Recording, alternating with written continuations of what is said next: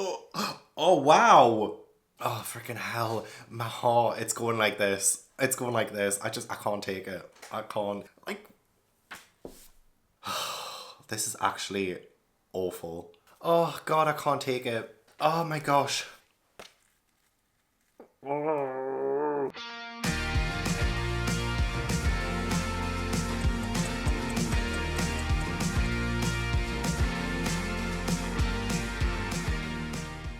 Not the conventional way of starting a One Piece video, but I'm so excited because I'm going into town and I'm going to go to Forbidden Planet. And I think One Piece Volume 101 is now out.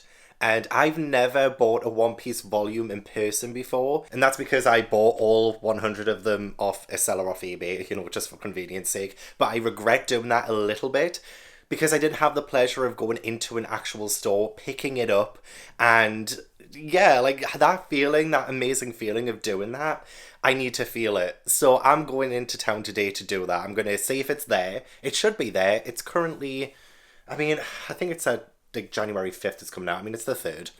So it might not even be there. So this might all be redundant. That's fine. I'll just be heartbroken instead. But I have seen that some people have been getting it. And sometimes it comes out in the stores a bit early. So that's why I'm going over to town to see. If not, I will just buy manga. 3 for 2 in Forbidden Planet. You can't go wrong. I know you guys say don't pay too much attention to the covers. You'll have spoilers and stuff like that. I mean, I don't personally consider it spoilers to see a cover of something. It's inevitable. But I'll try not to pay too much attention to it, but I want to pick it up. I want to pick one up in person so bad. I went into Forbidden Planet, they didn't have it. I went into Traveling Man, they didn't have it, but I went into Waterstones and they had it. Oh my god, I was almost not going to go into Waterstones as well, but I did, and now I have volume 101. I have no idea what's going on with the cover, so don't worry about it. Honestly, I know you guys will scream at me, it's fine. But now I've done my One Piece journey for the day and bought my very first One Piece volume in person, I can get on with my life again and read Water 7. Hi everyone, welcome or welcome back to How to Train Your Gavin. I don't think I need to keep doing these kinds of intros where I introduce which arc I'm reading. I feel like at this point, you guys know what to expect. But just in case we have any new people, hi, welcome to my channel. I am reading One Piece for the very first time and I am going to be reading the Water 7 arc for the very first time. Again, first time. Please no spoilers. I mean, you can spoil things that happen in this arc because by the time this video is up, I'll have read it. And this is what this vlog is for. But anything in the future, please, nothing. Nada. Don't want to hear it. And I know what you're thinking, Gav, you literally just hold the 101st volume. Look, they don't call me Gavin Hetherington, they call me Gavin Hypocrite. So going through the One Piece story arc by arc has been such a dream, and I am so glad to finally be here at Water 7 due to how many people love this arc. I've heard so many fantastic things about this arc. This saga started off on a bit of a bum note, not gonna lie. It began with Long Ring, Long Land, and if you've seen that video, you'll know that I wasn't the biggest fan of it. So it isn't a good start for the Water 7 saga, but I'm hoping that the titular arc will be the one to redeem the saga, and I have every faith that it will. But I'm trying to curb my expectations, because I don't want to be disappointed. The Water 7 saga is in volumes 34 through 39 of the published English volumes, and it covers chapters 322 to 374. So I have 53 chapters to read in this video, and I couldn't be happier. So without further ado, I will start the Water 7 arc, while you click the like button and subscribe. Sounds like a good deal to me. I never would have expected to see a steam train in the middle of the ocean. That was so cool. Like, look at that, I love trains. To see it on the ocean though is so weird. And it's blowing steam. It looks like one of those really old steam trains. Like there's actual tracks under the water. I've got Ash looking at me from atop his thing and it's just creeping me out a little bit, not gonna lie. Stop looking. Yeah, there's an actual station with a lighthouse.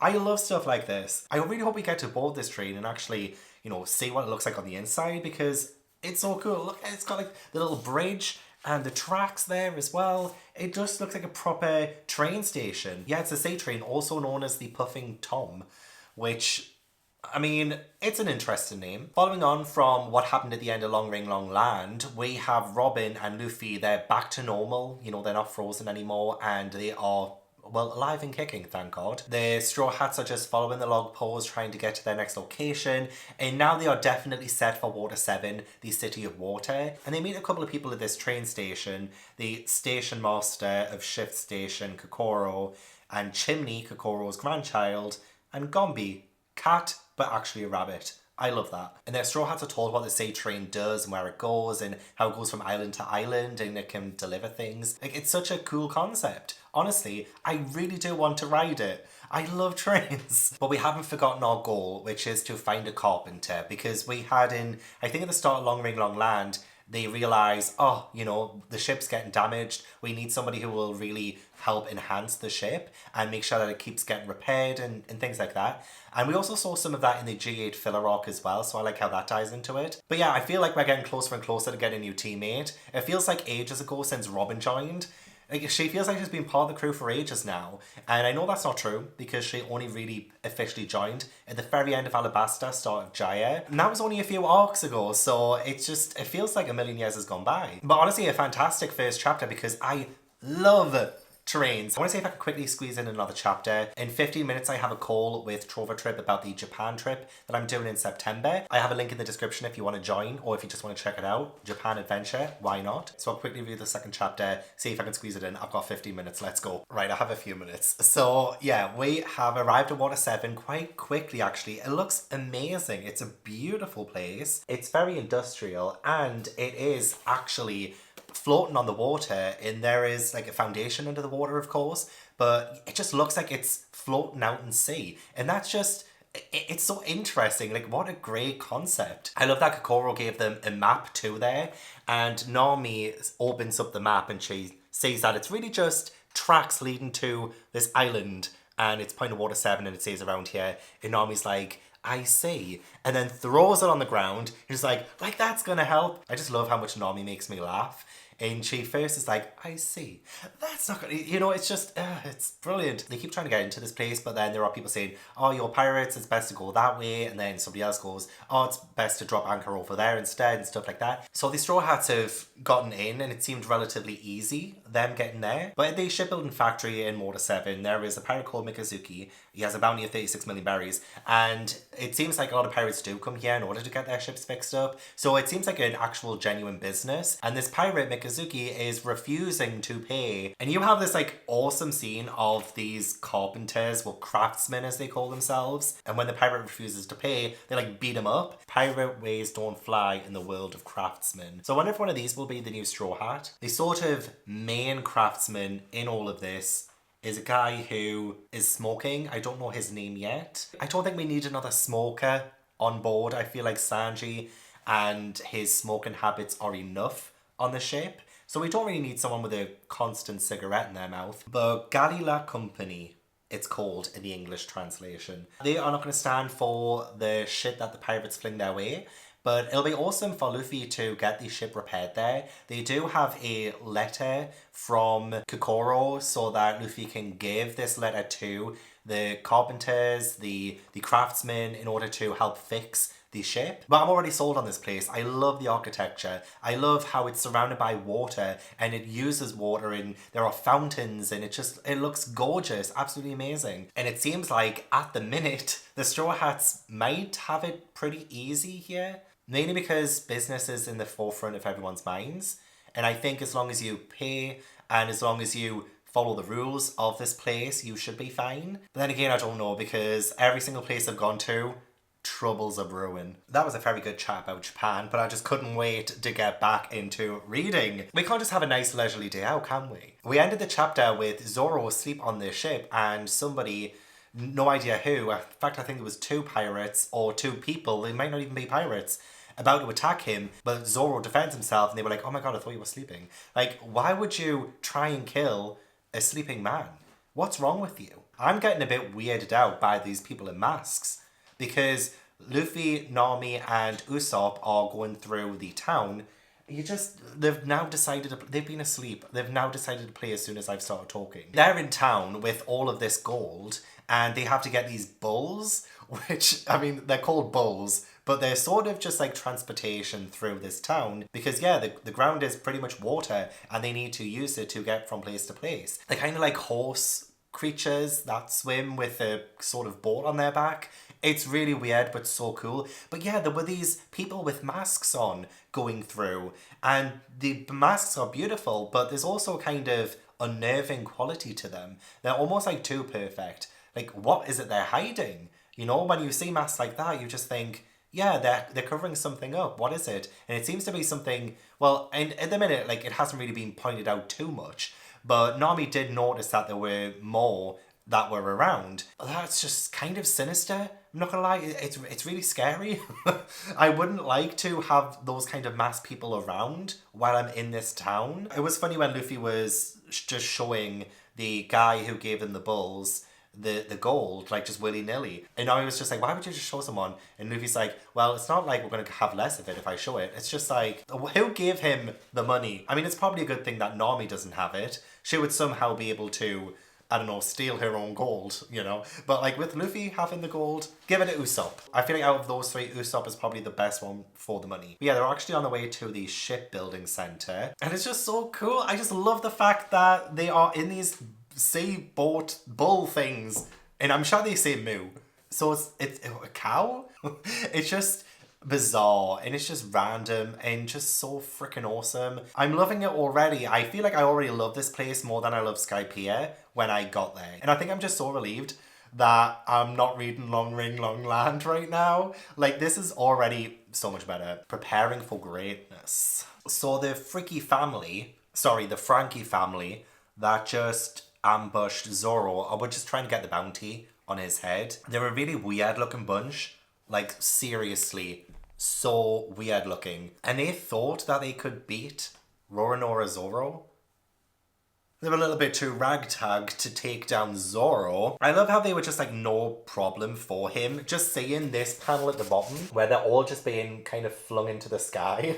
What were they expecting, seriously? Oh no, that was pretty cool. Oh my gosh, I got a chill from the part where Robin and Chopper are together and Chopper finds a bookstore. He's so happy. I'm so happy. The more volumes that go by, the more I realize I'm more like Chopper. Like, he praises Robin. That's what I want to do. All I want to do is praise Robin. All I want to do is spend time with Robin. A couple of chapters ago, all she wanted from Sanji was a cup of coffee. Like, that woman, she's after my heart. She really is. But yeah, they notice that there is a mask maker, and Robin even says, oh yeah, there are quite a few masked people around. And again, like, what is this masked figure malarkey? Because then when I got the chill, it was when one person in a mask passes Robin and says her name. Look at how scared Robin is. Look at her face. She's sweating. Like, why does she know her name? What the... But it's just such a cool moment. The passing of each other. The way that there's no other detail in the panel. It's just them two passing one another. And Robin seems happy because she's with Chopper and they're going to go to a bookstore. Like, could you be happier? No.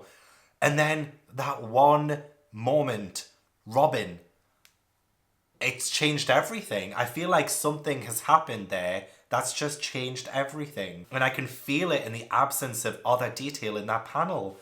Oh, chills. I got a chill from that. And then I go into something funnier when Nami, Luffy, and Usopp are trying to get the gold appraised.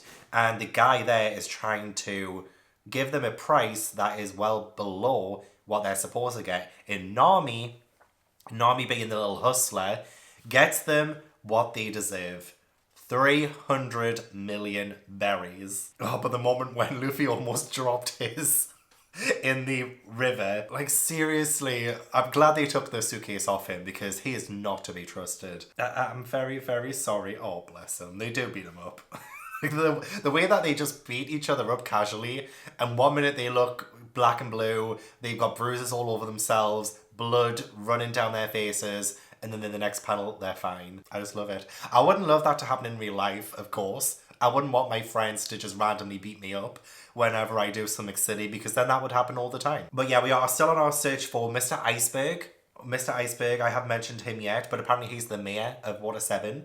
But he also does a whole lot more as well. But then we meet Kaku. I think I'm saying that right. And he's so interesting. He has a nose that's almost like Usopp's. But he is a company ship carpenter. And he can run really fast. He's the Flash. He is the Flash. In the way he just runs off the side of this big building thing. And it goes down a huge drop. It's... whoa. Like, he's superpower man. He's so cool. He seems a little bit odd Like, his design is a little bit odd. He almost looks like an actual Pinocchio, like with the long nose, which I know is kind of what Usopp is sort of based after a little bit with his nose. But he actually looks like a wooden puppet. Like, Kaku looks like a wooden puppet. Can't believe I started this arc so late. It's already 20 past 11 at night. How late can I stay up to read this? Wait, what the hell, Robin? See, I thought she went after the person in the mask who said her name, but I didn't realise that they're kind of like leading her somewhere. I don't think she's too close to them to be sneakily following them, because Sanji sees her and runs after her, but she's like following this masked person, but like being led, not just following to... What? So does she know that person? Like, where are they taking her? Where are they leading her? What's going on? Yeah, she ignores Sanji and continues on and then just disappears. Head scratch. Literally, actually, my head's a bit itchy. I'm perplexed. Oh, but I'm so frustrated with the Straw Hats. And by Straw Hats, I mean Nami, Luffy, and Usopp. They've just lost the money. They've had it for one chapter. They've had that money for one chapter and they've already lost it. Oh, well, firstly, the Frankie family attack, but then Paulie, who was one of the carpenters of the company, ends up like beating them all up so that he can steal the bulls that they have. I'm just like, they can't be trusted with anything. None of them. Why didn't they bring that money with them? They should have that on them at all times. Never let it go. That's so much money. That's 300 million berries. And now it's gone. Paulie has it. To be fair though, nothing will ever come easy to these Straw Hats. Getting that much money for about all that gold. Like, what a waste of gold. If they don't get that money back, it's a waste of gold. But at the same time, I feel like they're going to have to go through a lot more hoops in order to get this ship repaired. Oh yeah, we do properly meet Iceberg as well. And his assistant, what was her name again? Khalifa. It seems like she adores Iceberg so much, but not in a kind of romantic sense that I'm getting, but more of like, this is her job and she's taking it very seriously sense. And when Luffy and Usopp say something a little bit rude, she ends up like, well, it looks like she's beating them up, but when all the action stops, it's actually Iceberg she accidentally gave a beating to. Like, how silly is that? I love that. He says, don't provoke Khalifa. When she gets upset, she doesn't aim well. And that's how we find out that she actually beat him and not them. But yeah, Mr. Iceberg seems to be not a great kind of leader. I feel like Luffy and Usopp were kind of right, even though they shouldn't have said that out loud, because he just cancels all of his appointments and he doesn't seem to be really a serious kind of guy. He almost seems a little bit silly himself, which is great in a way, makes for an interesting character. But yeah, he says he will agree to help them and he's going to show them around the dock. So that's good. But the money... See, they needed Robin. If Robin was there, that wouldn't have happened. Also, the parallels between Usopp and Kaku, and people just constantly mistaking Kaku for Usopp. What's going on there? Is there some kind of connection? Because even Zoro was like, oh, it's just Usopp. Wait, that's not Usopp. And also the panel where it had Usopp and Kaku side by side. What's the point here? I feel like Oda didn't just do this because he felt like having another sort of Usopp looking character. What's going on there? What's with the masked people? Where the hell is Robin going? If I don't get the answers to all of these questions in the very next chapter, I'm DNFing. I'm kidding, I'm not going to do that. Oh no, you're not telling me that we're saying goodbye to the ship? We're not saying goodbye to the Going Merry, are we? Not yet. Oh my god, is this why people cry at this arc? Because we have to say goodbye to the ship? I mean, I don't think I'll cry, but like, I'm close. I'm close to that. Oh, but the ship's been with us since Syrup Village. We've had the Going Merry for so long. We can't say goodbye to her. But also they're saying that there was zero chance of them getting to the next island, which, I mean, Kaku does say that. Do I trust him completely? I don't know if I can. I'm holding reservation on so many characters right now. Usually I'm surprised by their actions and what they do, so I'm trying to make sure that I'm not just willfully trusting straight away. But there's something doesn't sit right, just the way it happens. Like, seriously, like, they can't repair it? Surely they can. Something stinks. I mean, Robin's still MIA now. Usopp's been kidnapped by the Frankie family. I'm feeling uneasy. I'm feeling uneasy. Oh, things to know about this chapter. Rob Lucci, he has this pigeon on his shoulder called Hitori. And the pigeon, like, talks. but it's Rob Lucci talking through the pigeon, almost like a ventriloquist kind of thing. So that's odd, but also like a really unique future in a new character. It's pretty awesome. Also, Paulie, who is the one who tried to get off with the money in the previous chapter, extremely misogynistic, telling Nami what's wrong with that woman, how shameless, your legs, you're showing too much of them. This is a man's workplace, how can you dress like that? He even says to Khalifa, you too, you're wearing scandalous clothes again. They're just wearing clothes. They're wearing clothes. I'm not getting into it. Because when I mentioned masculinity in the very first review I ever did, I got some disgruntled comments on that. So I'm not going to get too further into that. But yeah, will they discover that Usopp's been taken? Because he left behind the suitcases with the money in. At least I think the money's in it. They could have switched it because the Frankie family stole him. They could have taken and switched the suitcases as well. Who knows? I'll find out in a minute. So I finished volume 34 and now on volume 35. I'm loving the colour scheme. I really am. Blue is my favourite colour. I love the fact that Nami decided to put Usopp above the money at the end there, telling him not to worry about the money, because she does find him beat up. The Frankie family did kidnap him, beat him up, took the money. But yeah, she says don't worry about the money. And I feel like she's saying it as well to appease him, because he's saying, I can't face the guys. We were finally going to be able to fix Mary. And obviously what we know now is that the Going Merry will not be able to sail again because of the keel. Oh, and Luffy standing up for the ship. Like, he will stand up for anyone. He really does. He'll stand up for his friends, but he'll also stand up for inanimate objects. Well, it is animate because it moves. But you know what I mean? Like, things that aren't sentient as well, I guess. Although, could you say that the Going Merry is sentient? It almost feels like it. It does genuinely feel like the Going Merry is a character. The Going Merry feels alive. I can't imagine the Straw Hats not having her. I just can't. Oh gosh, and when Usopp finds out as well. But yeah, they were sailing absolutely fine before they got to Water 7, and all of a sudden she's a death trap, ready to sink at any minute. Like, I still don't get it, but at the same time I'm like, she has taken a beating. She has been up in the air. I feel like that trip to Skypiea is what really did her in. And she has managed to get to Water 7, of course, and Long Ring Long Land before that. But, I'm not ready to say goodbye. I'm not. I thought we had more time. With her. We also have a world government official called Corgi coming to meet Mr. Iceberg.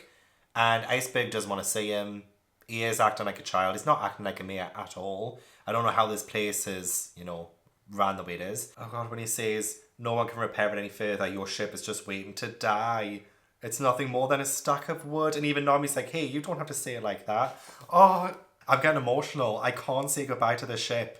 I can't do it. I hope the Frankie family get what's coming to them. They seemed a bit silly to begin with, but they did say, not them, but I think someone else said that they have a lead. Oh, I think it was Iceberg. Iceberg said that they have a leader in the shadows or something. So there's definitely going to be someone who is quite formidable pulling the strings here. Will we find out what happened to Robin as well? I do not know. But Sanji and Chopper are together, so I'm glad Chopper isn't on his own. We need to protect him at all costs. I'm already getting so emotional. Usopp fighting for the ship and getting to the Frankie house and demanding the money back, even though he's been beaten black and blue. And you know what Usopp's like. He's not really a strong fighter. He can fight, but he's not a strong fighter, and he was willing to take on all of those people, even after being beaten, for that money back because it's going to save the ship. Oh my God. I didn't expect this. The determination on his face. He wants to save this ship. This ship means so much to him. Seriously, like, Usopp... You know what, for a good few arcs now, I've been really liking Usopp more and more. Like, this is what a brave warrior looks like, fighting for something that means so much to him. And then having Chopper, Zoro, Luffy, and Sanji going after him. These guys are just all our money. They've just beat our friend up. We're going to demolish that house. Frankie himself is a weird one. He is wearing one of those masks that I find really creepy. It isn't the first time Luffy's made a decision at the end of a chapter where I've questioned it. Like, I don't quite understand why he's suddenly changed his mind and he's saying, well, say farewell to the Going Merry. I can't remember exactly what it was that he said, but we have had a couple of cliffhangers in the past where he just randomly says something and I'm like, what? Why why you decided that right now? So I feel like this is another one of those instances where I'm questioning what he's saying, but I feel like there's some kind of thought process behind it that I'm not connecting right now. One thing I love about Oda and his storytelling is that sometimes he doesn't show us everything at once. Like, say for instance, when Usopp got beaten up by the Frankie family, like, we saw bits of it, and then when we have Luffy, Zoro, Sanji, and Chopper about to kick the asses of these Frankie family bellends, you see little panels of like a kind of flashback to Usopp. And I feel like that is, again, to add to that emotional impact of that moment. And he doesn't show us, everything at once, because he wants us to see certain parts during some kind of moment where that moment will mean even more, if you know what I mean. Like, seeing Usopp getting beaten up as Zoro, Luffy, Chopper, and Sanji are there makes us feel more like this is the reason why they are here. This is the reason why they need to kick those guys' asses and get the money back. Although now I'm wondering, are they even going to get the money back? Nami's protecting 100 million berries on the ship, and I have every faith that she will do that. You know, she's going to protect that with her life. But Frankie himself has gotten onto the sea train with the 200 million berries. So now I'm wondering if they'll even get this money back. And it was really nice actually to see them say to the Frankie family, it's not about the money anymore. This is about, you know, our friend, and you guys beat him up. So it was really nice to see that. I always love it when the bad guys get their asses handed to them. I really do. They really do talk the talk. But then as soon as they're faced with the consequences of their actions and the straw hats are like right in front of them, they're like, let's talk. But no, like, they beat their friend up, stole their money. The time for talking is past. These are the consequences. You're going to have to face them. But they turn into cowards and they become quite pathetic in the face of the good guys. And I love that. I love the message of that. You know what? I feel like Ash knew that I was getting upset. And he thought, you know what, I need to come and comfort Gav. What is going on? Everything's falling apart. I said in the Long Ring Long Land video that I feel like that arc was probably to solidify the fact that this crew won't work when one of them isn't there. And it reinforces the importance of each and every crew member. Usopp. I will say though, I feel like Luffy was very insensitive when he was talking about the ship, especially to do with Usopp's feelings, because he knows how strongly Usopp feels, and now Ash has gone to eat, so that'll be very loud. I'll stop so that you can't hear the mouth sounds, because I don't know about you, but I don't like hearing them. Yeah, I think Luffy was quite insensitive to Usopp's feelings, but I feel like that's just Luffy, isn't it? He's done this before. He's done this where he's said something, went ahead with what he was feeling, got angry at the person he was being inconsiderate towards. Yeah, it's giving me Zoro versus Luffy vibes a little bit. But I can understand, like, the next chapter is called Luffy versus Usopp. I can kind of understand this fight more than the Zoro versus Luffy fight, when Luffy just wouldn't listen to what Zoro was saying. This one does feel like, I do feel like Luffy has some kind of idea, maybe. I don't think he's being insensitive for the fact of just being insensitive. He's got something a brewing. I just don't know what that is. Unless I'm totally mistaken and he has totally disregarded the ship. But I don't believe that he would do that. He himself was very upset when he was told that it couldn't be repaired. So there's a huge change in his character, in what he was thinking. So I'm just like, I need Luffy to explain himself stat. But yeah, Usopp, I can't follow you anymore. Sorry to have been such a burden. He has so much self-doubt, and losing that money has definitely affected him to the point where he feels like he doesn't belong in this crew anymore. And then Luffy, not being very sensitive. I'm glad Sanji stepped in as well when it looked like Luffy was going to say, all right then, if you don't like my way of doing things, you can just take this opportunity to, you know what he probably would have said. And Sanji making sure that Luffy did not finish that sentence. So I like how the whole crew is watching, minus Robin. We still don't know where she is. And they're all getting torn asunder by what's happening before their eyes. Oh. So I've told you I never pay attention to these covers. I just realised there's a woman with a long nose on the cover too. Does this have something to do with Usopp again? Anyway, sorry. I've lost my train of thought again. Oh, right, yeah. So Usopp and Luffy, I think, are going to fight for who will take the Going Merry. And... oh, I hate it when they fight. Part of me isn't really too surprised that Usopp is not exactly winning. Well, he kind of is, I guess, in this chapter. Just because he does know Luffy and he does have quite a few tricks up his sleeve. And, I mean, it's the way Usopp fights. It's not like he's not fighting. It's just his style of fighting. And it seems to be overwhelming Luffy at the minute, which is interesting. Oh, my heart is broken. Honestly, I don't like seeing them fight. I'm hoping this is some kind of ruse and they are just trying to make it look like they're fighting amongst one another to, I don't know, throw off the scent. I say that doesn't make sense, so obviously it's not that. But I need them to just stop because I think it was Nami who said it best. I feel like our crew was falling apart. Yeah, essentially, after they were forced to like really work together in Long Ring Long Land. Poor Chopper. Now, you can tell Chopper's like the youngest one out of them. And especially when Zoro kept telling him to go to his room when the Usopp and Luffy fight started. He was like, go to your room. And he kept saying it. Go to your room. Luffy seems to be done with Usopp too when Nami said, just apologise, just talk things through. And it won't come to this. Just talk. Converse. But no, he seems to be done with Usopp. And now Sanji is blaming Zoro, Zoro's blaming Sanji, and it's just like, oh god. Just after they worked so well together in Long Ring Long Land, I'm like, please, I thought you learned something from this. But alas, the crew really is falling apart. Oh, I swear to God.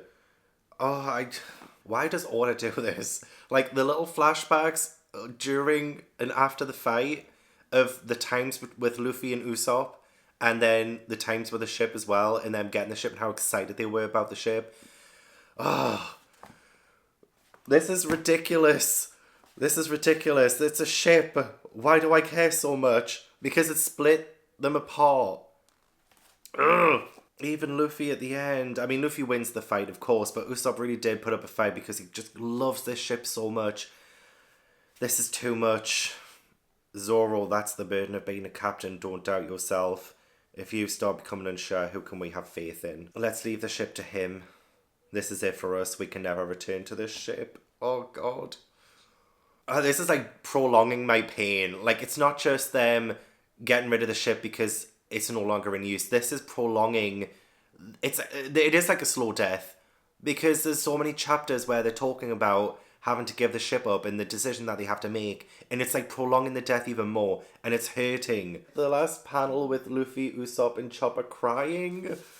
Oh. You could tell Luffy did not want to do this. I did love that Chopper, even though they told him not to give Usopp the pity because that would make him feel worse. He still hopped off the ship, left the supplies, and then ran back so that Usopp had them for when he gets up. But still... Oh, this is torture. This is actual torture. It was the most painful fight I've ever read and seen in One Piece. Oh, just seeing the first introduction of Usopp. I need Oda to stop with these little when they're painting the Jolly Roger Straw Hat sign. That's great. Let's paint it on the sail too. I know why Oda is doing this, because he wants to gut punch me over and over and over again. But I don't respect it. I really don't respect this. I might need to take a little break. I'm not gonna lie. Okay, why do I get the feeling that Robin is the one who shot Mr. Iceberg? Something's not right. Robin's been MIA for a while now. And no, I didn't have a break, by the way. I just couldn't wait to get back into reading it. Although emotionally I'm still damaged and scarred. But the show must go on. So that's what we're doing. Yeah, Mr. Iceberg was shot. Now he's in a coma. And is it just me? But does Lulu look a bit like Freddie Mercury? And when I mentioned that Inoru in the Skypiea arc looked like Eminem, people said, yeah, Oda based him after Eminem. So did Oda base Lulu after Freddie Mercury? Like, I could see the resemblance before when we first met him, but I keep looking and I keep thinking, is that Freddie Mercury? It looks like him with the mustache and everything, but anyway, yeah. So, yeah, he's in a coma now. Oh, in the start of this chapter, Usopp lying on the ship alone, and you see the different parts of the ship empty. Oh my god. I'm not ready to say goodbye. Stop. I need to get over this. I need to also accept the fact that the Going Merry has been through a lot and she can't really go on too much longer. I get it. But to me, I've only been reading this since September. So I've only known the Going Merry since September. And it's out January. It's too soon. I can imagine this was, I mean, it was years and years and years. You know, after the One Piece manga first started, the Water 7 arc, when did it get published? Was it like 2004 time or something like that? It hasn't been that long for me. And that's what hurts the most. I feel like I haven't had enough time. Gosh, I can only imagine what I'll be like when actual people leave for the series. Oh my god, Robin better not leave at the end of this. No. I'm not having it. I'm not having it. Or Usopp. Could you imagine if Usopp has genuinely left and he's going to go off with the Going Merry? No. Are we going to say goodbye to Usopp and Robin in this arc? No.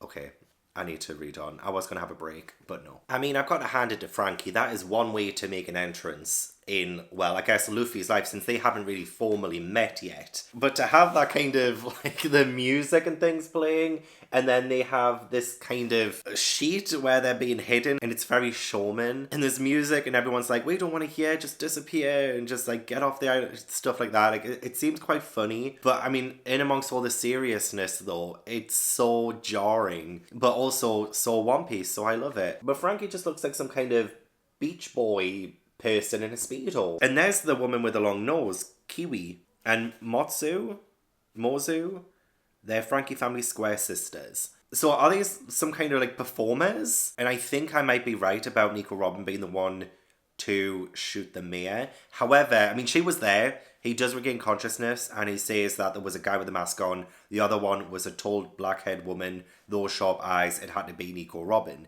And he did have a wanted poster of Nico Robin up. So there's some connection there. He doesn't say that she shot him. She's just with the guy with the mask. But why? Why? Also, this Aqua Laguna alert, so exciting. So exciting. The fact that there's going to be a high tide, and so the city of Water 7 is going to be submerged underwater, so everyone has to get up somewhere high by midnight, I think they said. Like, that's so exciting. I love that. That's so dramatic. And I love things that are dramatic. This has just been non-stop drama, honestly. First we have Nico Robin going MIA. Then we had Usopp getting beat up and losing the money. The fight with the Frankie family. Usopp leaving the crew. The fight between Luffy and Usopp. The ship dying. This Aqua Laguna alert. The Maya getting shot. This potential fight between Luffy and Frankie. What? Like, this arc so far, what? I'm on chapter 336 now.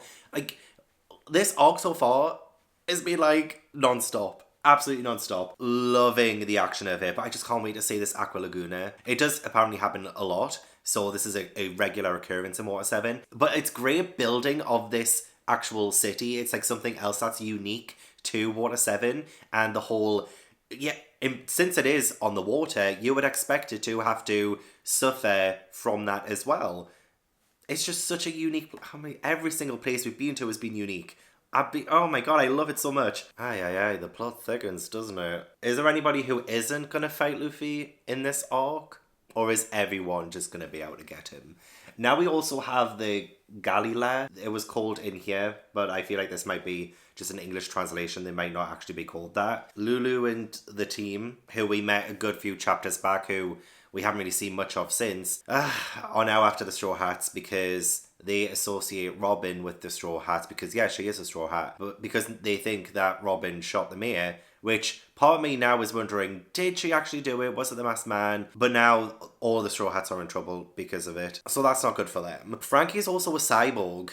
I believe this is the first time we've seen a cyborg in the One Piece world, I think. And that's interesting because I didn't expect there to be cyborgs in the One Piece world.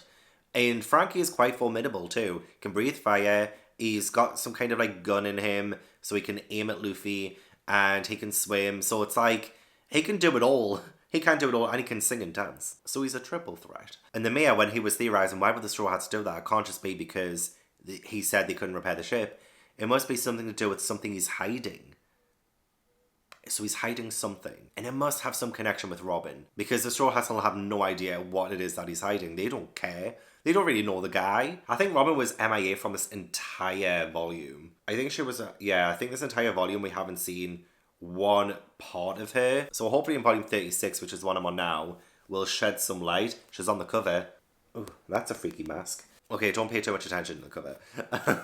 That went 0 to 100 really freaking quickly. At least Robin's back. I mean, we saw her at the end of the chapter, so I'm glad she's okay. And now the people of Water 7 are saying they're going to hang all the Straw Hats. And they have Nami, they're getting Luffy. This ain't looking good, guys. This ain't looking good. But at least Robin knows that this is happening. Maybe she can do something about it. But at the minute, I'm kind of like, just what is she doing? What is she doing? Still love her, though. Still absolutely love her. I love a character who can still intrigue me, even this deep into her being part of the series. Just like, she still gives me questions, you know? I mean, there was a bit more fighting with the foreman, but there's nowhere for the Straw Hats to run now. And with this high tide coming, the danger is real. I am glad that Luffy defended Robin even when he was told that the mayor said that Nico Robin was there when he was shot. And Luffy said, stop telling lies. Yeah, don't lie about my friends like that. But again, I'm kind of doubting. I'm doubting right now. And what's Usopp doing right now? I miss him already. I really do.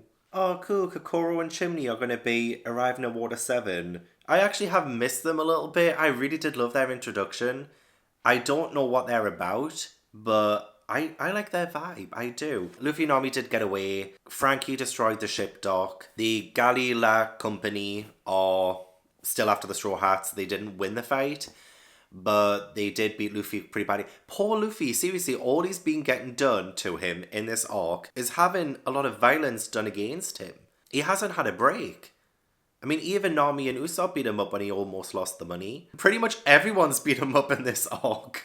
It's literally just a question of who's going to beat him up next. It's cool that Frankie does run out of fuel, so even though he's quite a powerful cyborg, he does have that downtime, so that could work in Luffy's advantage later on if they fight again. But the high tide is still on its way, so that's still a scary thing for the townspeople of Water 7. And yeah, everyone in Water 7 is against Luffy and the team again. It's a bit like how in Sky Pier, when everyone was pretty much scared of them because of the Kami. And at this point, I genuinely think there is going to be no place on Earth that the Straw Hats can go without them rubbing someone up the wrong way. We do need Mr. Iceberg to clear some things up. Yeah, at the minute, we're a little bit scattered as well. Zoro was doing his own thing. Sanji and Chopper are looking for Robin. Robin is MIA, but we did briefly say here in the previous chapter, Luffy and Nami are together, Usopp's on the ship. So we're all scattered again, and that's never a good thing. But I'm unsure what the biggest threat will be. Will it be the high tide? Which Luffy, having the devil fruit, he's not going to be able to swim. So that's a really bad thing for Luffy. Like, this whole place is bad for Luffy.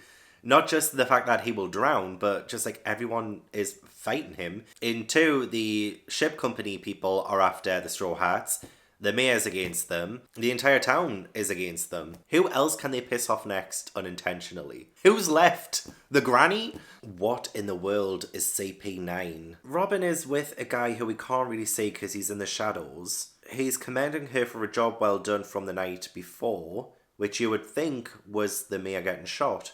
But I do have some doubts, especially since Granny was saying some interesting things as well. When she's talking to Frankie, she's saying, look at it this way, who's always trailing around after Iceberg? The world government. Shadowy jobs are left to CP9.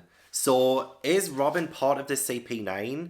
Yet another group that she's part of that are a bit shady, like the Baroque works. Oh, look, all I can do right now is theorize what the hell's going on. It was really weird to see Frankie open his body up so that he can put that fuel inside. Like, that's just so weird.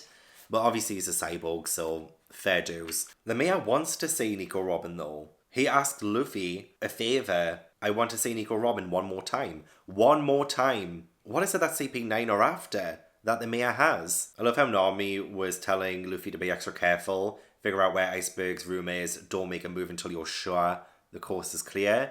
And then he just goes straight into the building, smashes through the window. And there's Nami on the rooftop. Like, this CP9 thing has intrigued me though, especially if Robin's a part of it. Is Robin an enemy or a friend? Why are we questioning this? Why is everything falling apart? Why are the crew going their separate ways? What? Why is Water 7 the place where you do this? I'm not ready. I'm not ready to say goodbye to Robin or Usopp. I feel like Usopp might come back in a little bit because the ship does get searched and Usopp was hiding outside the ship, so he knows what's going on, I think, if he was overhearing them. So I think he hopefully comes to the guy's rescue or something, I don't know. But oh my god, Robin! She says there's like a darkness inside her that will destroy them eventually. And I actually teared up when she said, I didn't deserve it, but thank you for the kindness you've shown me till now. No, this is not goodbye. This isn't goodbye, Robin. We haven't known each other long, but after today, we'll never meet again. She doesn't deserve this. I know it in my heart she doesn't deserve this. I wanted to be with the Straw Hats again, and all because she accompanied Chopper to the bookstore, and someone said her name. This masked person said her name. I knew that would be a turning point. It was so subtle, but it has huge ramifications. Oh, we also got a first mention of Ennis Lobby. Ennis Lobby? Please let me know the correct pronunciation of that. If that's the wrong pronunciation, let me know in the comments ASAP so that I don't film my Ennis Lobby review saying they're totally wrong. But yeah, the train. There's an afternoon train. One more leaves tonight. It leaves in this terrible weather for Ennis Lobby at 11. And Ennis Lobby is the next arc. So I love that we got that mention, but I don't love what's happening. No, I do love it. Like, this is dramatic. This is just what I wanted. And it's so exciting. People are evacuating. Everything's going off. So I love what's happening, but I hate what's happening. I hate it, but I love it. Robin isn't a real demon, right? That's just the mayor with a turn of phrase. Like, she's not a demon, but he's saying that she is a demon. Rude.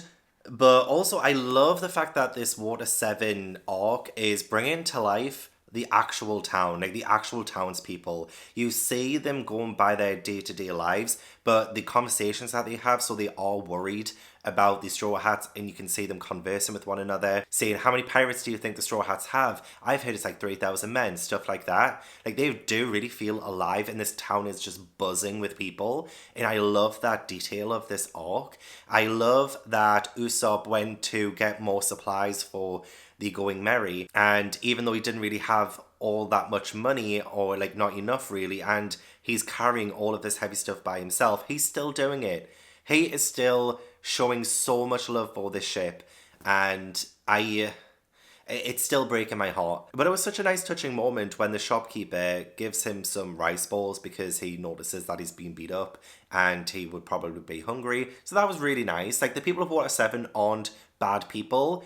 They're just doing things that are against the Straw Hats because of, well, fear, really. There's like a lot of fear going on in Water 7, and people don't know what to think and what to believe. Just like I don't. I don't know what to believe with Robin. I love her.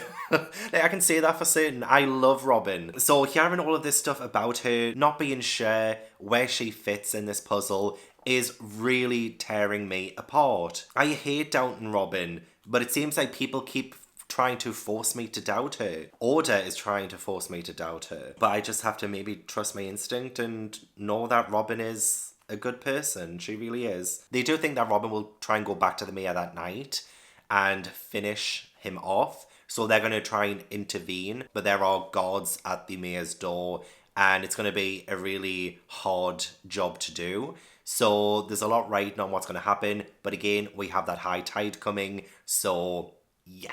Okay, the plan that Robin and I think CP9 are forming is being executed right now. There's chaos. There is just chaos, an explosion. Guards getting distracted. The mayor has asked Paulie as well to run an errand, and it looks like Paulie has found whatever it was the mayor was hiding that I mentioned a few chapters back.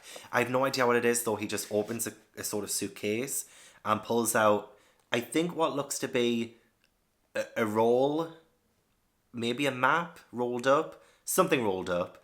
Honestly, I would love for this to be in colour. Are the online versions of One Piece, like from the Viz Media app or the Shonen Jump app, in colour? Because honestly, I'm quite tempted to start reading this in colour if it is. Or, I mean, if they could release all the volumes in colour as well, I would totally buy them all for that reason. While Nico Robin, with this really strange looking guy, like, his costume is extremely bizarre. However, Nico Robin is slaying it. She looks incredible. She might be on the wrong side right now, but she is looking good while doing it. Frankie is looking for the Straw Hats again. Honestly, I could do without Frankie. I don't really care for him. Oh, but Usopp's in danger again. So Frankie's family have noticed that Usopp is repairing the ship on his own. So they're going to kidnap Usopp yet again, threaten to drown him and draw the Straw Hats out. I don't know if that's good. It will definitely work. Even though Usopp said he's left and he's quit the crew, they will not let anything bad happen to Usopp. So it's not like they're going to be like, oh, well, he's not part of our crew anymore. We don't care if you drown him. They're not going to be like that. I know that for a fact. They're not going to do that. But if it means that Usopp will join the crew again because, you know, it brings them together, then it's a good thing. It's a very good thing. I hope that happens. You know, a little bit danger does bring people closer. So that's what I need to see happen. Not that I want Usopp to be in danger, but look, I'm willing to do anything, or at least I'm willing to sacrifice people being safe for them to get back together. I need some joy and some happiness right now. Like, this arc has just been emotionally draining so far. I need a win. I just need a win. Cypher Poll number 9. That is the group, the organization. They're waiting for signals in order to do things. So there is somebody higher up who they're answering to. What is this devastation? Is Robin going to kill the mayor? And the whole plan was to let him live the first night so that he could blame the Straw Hat so that they can take the fall for it, which is so evil. It's so evil, it's not right. The guy who had the teddy bear kind of head had the dodo fruit. Now he can turn himself into a doll, which is actually really cool. That's actually really handy. Yeah, they managed to get into the mayor, telling their plan is going exactly how they want it to because they are going to get the blueprints of a ship. Like, that's what Paulie went to get. That's what the mayor was hiding. They seem to be blueprints for a ship. For generations, they have been passed down from shipwright to shipwright, handed down secretly from master to apprentice. But the person that Robin is with shoots the mayor to begin with, and Robin's like, what are you? There hasn't been a signal yet. So it seems like she is hesitant. I think... I don't believe her heart is fully in this, and I don't think she will actually kill the mayor. I mean, for one, Oda doesn't actually really kill people, does he? So it's not like there's actual genuine death here, or at least I don't think there is. But Robin has been left behind to take Iceberg's life, and I can't imagine her doing that. Kaku, Lucci are both kind of taken out. I mean, there's blood, but I don't think they're dead. Luffy's stuck because he's Luffy. Oh, there's so much to process right now. Nami, Zoro, and Chopper seem to be in a bit of a pickle as well. They thought that the crowd would have thinned out, but they run right into a crowd. Oh, look, there's just so much to process. I can't... I'm getting little bits chapter by chapter. I'm still not seeing the complete picture though. Oh my, how the turns have tabled. I love the fact that 1 minute it looked like CP9 were gonna win, or at least like they had the upper hand, and then all of a sudden, out of nowhere, it turns out that they also have a ruse, and the blueprints are fake. And that's so good. Especially, oh my god, we learned so much from this conversation between Robin and the mayor. And we heard about the Pluton, which I remember, I think it was Crocodile who mentioned it ages ago. And I'm like, what is this magic? Things are like fitting into place from ages and ages and ages ago. Because Robin is the only one who can reactivate the ancient weapons.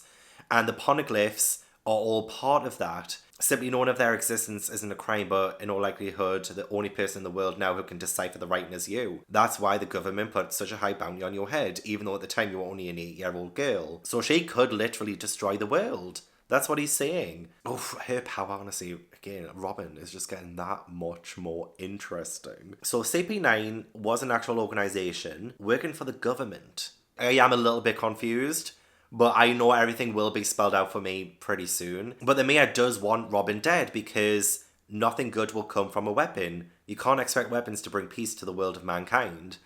So, like, I can kind of see where he's coming from. And he holds the blueprints for a weapon of the ancient world, the Pluton, which is a battleship. And the Pluton was mentioned ages ago.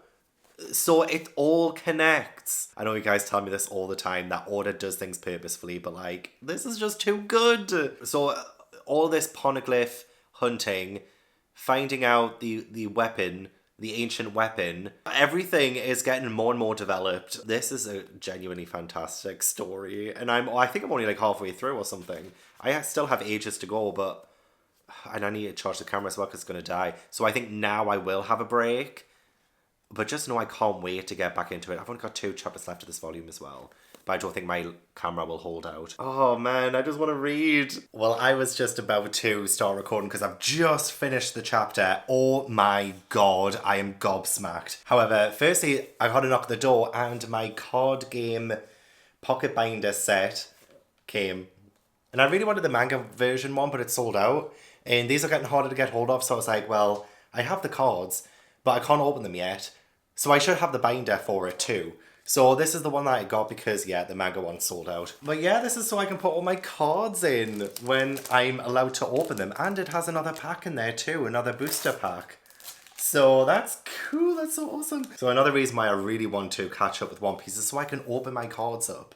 But I love that that arrived. Anyway, back to this. What the hell has gone on here? What in the world? What? This is betrayal. When they started taking their masks off, and it was Lucci firstly, and then Kaku, and then Khalifa. Like, they're part of the Cypher Pol number 9. Undercover intelligence agency under the direct control of the world government. Oh my gosh, this is intense. I'm honestly speechless. Speechless. Oh. I feel like the only person I can trust is on the mayor's side and not part of Cypher number 9 is Paulie, because Luffy ends up trying to help him and they're both now stuck, but Paulie really wants to protect the mayor. Like, you can tell that's genuinely what he wants. He was very close with the mayor, told him everything he knows about being a shipwright. So I feel like Paulie is probably the only genuine person right now. Oh my god, I still can't believe what I'm seeing right here. And of course, yeah, Robin is also with them, where the blueprints of the ancient weapon Pluton tell us now before more innocent people are harmed. Again, I thought we couldn't get more high stakes than it already is.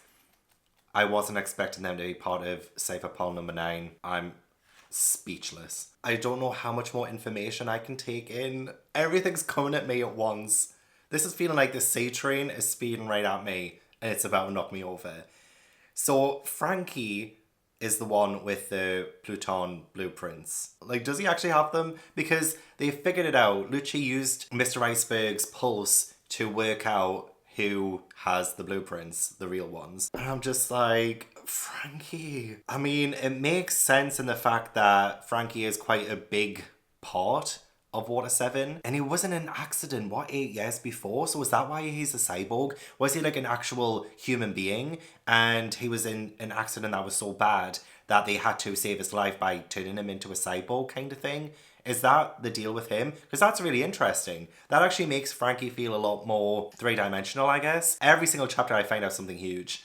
So the world government have made this CP9, because there are CP1 through CP8 that people know about, but CP9 shouldn't really exist. They have the advantage of not being known, so they can execute people if they need to, which makes them that much more sinister and scary. And so the world government wants this weapon to bring an end to the Great Age of Pirates. So this is huge. This is honestly bigger than I can even wrap my head around. This is a huge conspiracy against the pirates, like pirates in general.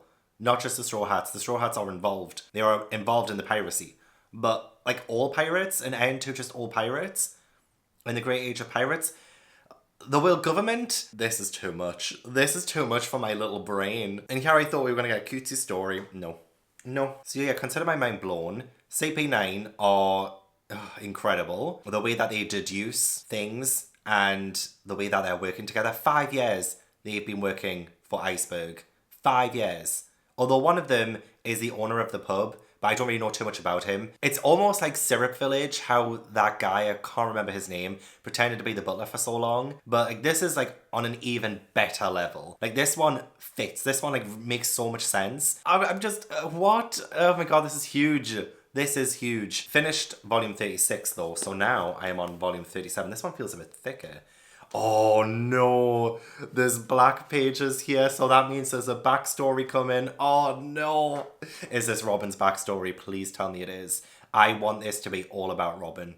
This needs to be all about Robin. Yeah, I don't buy that Robin is just leaving the ship. She says she's trying to reach her goal. Like, she wants to know more about the history of the world. She wants to follow the poneglyphs and put it all together and decipher it. She's the only person who can do that. So yes, she does want to reach her goal, but I don't believe that she will betray everyone, work with the government of all people. She's saying all the things to Luffy and the team to get them to stop coming after her.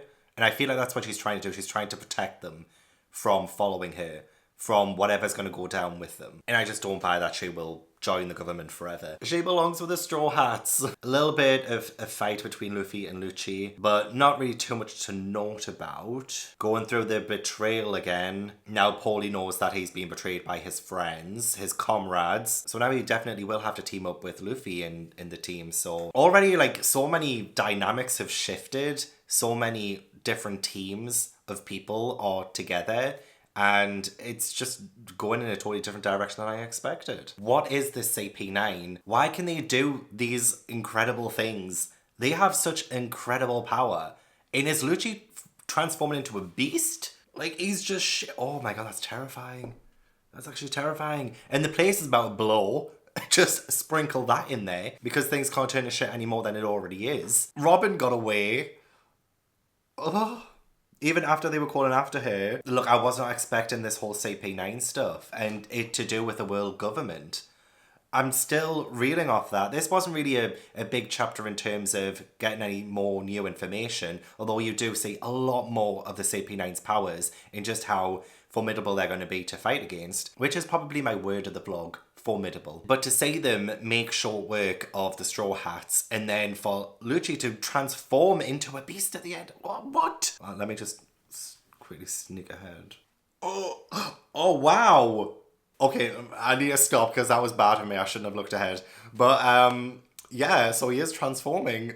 That's incredible. Anyway, I'm just so excited by all of this. I really am. And we still have that high wave coming. They haven't mentioned it in a while, but the high wave is still on its way.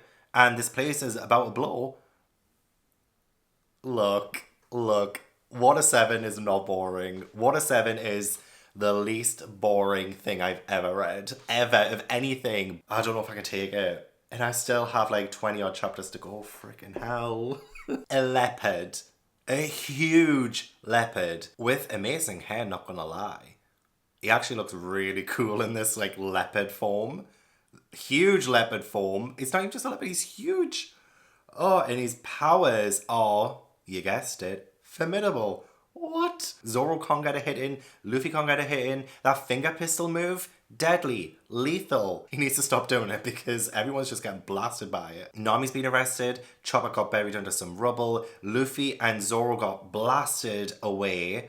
And you can see the waves outside Water 7 as well. They're huge. And they're going to like destroy the place. I mean, not because they say this happens all the time. But it's going to be bad. It's going to be bad. The mayor and Paulie are still in the building and there's flames everywhere.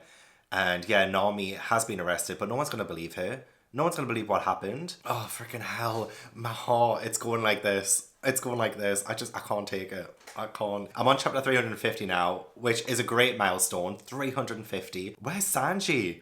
I need to know where Sanji is. He said ages ago, a good few chapters back, that he was just going off. He said to Chopper that he was going to go his separate way so that he can do something.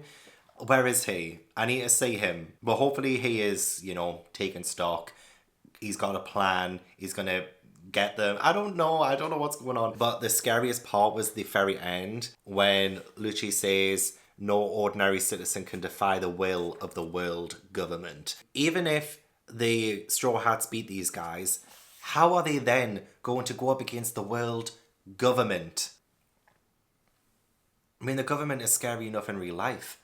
But in this, tenfold. Oh my god, Frankie is a riot. I honestly didn't like him to begin this arc with. Now I think he's just hilarious. In like a really good way. And the fact that Usopp told him and his sisters the story of him being, well, leaving the crew and not being comrades with Luffy and the gang anymore. And them crying, but then being like, we're not crying, but they are crying. They are actually crying. And Frankie just wanted to make a song out of everything too. Man, this was a quick change around. Even though he does have Usopp kidnapped and whatever, it doesn't really feel like the kidnapping from earlier, from Frankie's family when Usopp was kidnapped the first time. He's been kidnapped a lot this arc. But yeah, he's taken a liking to Usopp and has offered him to stay. He's even offered to dismantle the Going Merry, which obviously Usopp does not want. But even he says, look, your ship's done for. Everyone's saying it. There was a part of me that was really doubting it, especially when we got the betrayal of, CP9, and I thought, oh, maybe they just told them that just to make them think that they won't have a ship and just to, mess with them a bit. But no, it seems like everyone who isn't even involved with CP9 are saying, the Going Merry is dead, you can't keep riding her. So that's still really sad. But that's pretty much all this chapter was. It was the CP9 members trying to find out where Frankie is so they can get the blueprints. And they come across Frankie's family shouting, hey, we have the long-nosed guy in the warehouse under the bridge. Now they've been beat up and CP9 know exactly where they are. So I can imagine Usopp will be so confused with everything that's gone. He's missed so much, but I'm hoping that this is what brings him and the Straw Hats back together. Although we didn't get any of the Straw Hats in this chapter at all, so I don't know their current status. Oh, but also the most interesting thing in this as well is the fact that it seems like the sea levels are rising every single time this Aqua Laguna comes, but it turns out that the island is actually sinking, and we got a little bit of backstory there, and it won't be too much longer before the entire city of Water 7 is submerged. And the fact that there's Puffing Tom, the sea train, is probably the lifeline for Water 7. And there is mention of someone called Tom. He seems to be quite mysterious at the minute, but I remember Tom's workers also worked on the blueprints of the Pluton, or like his name is involved in that. That's what Lucci had said before. Yeah, the sea train, Puffing Tom. You don't even need a log. Anyone can cross the sea anytime they want to. It's a miracle. All of that was made possible by the sea train and the genius of a shipwright named Tom. So, this is a couple of times he's been mentioned now. Very intrigued by who he could possibly be and if he's going to be able to help. If he even shows up at all, he might just be an elusive myth. Yeah, chapter 350. Done. Another milestone in the One Piece chapters hit.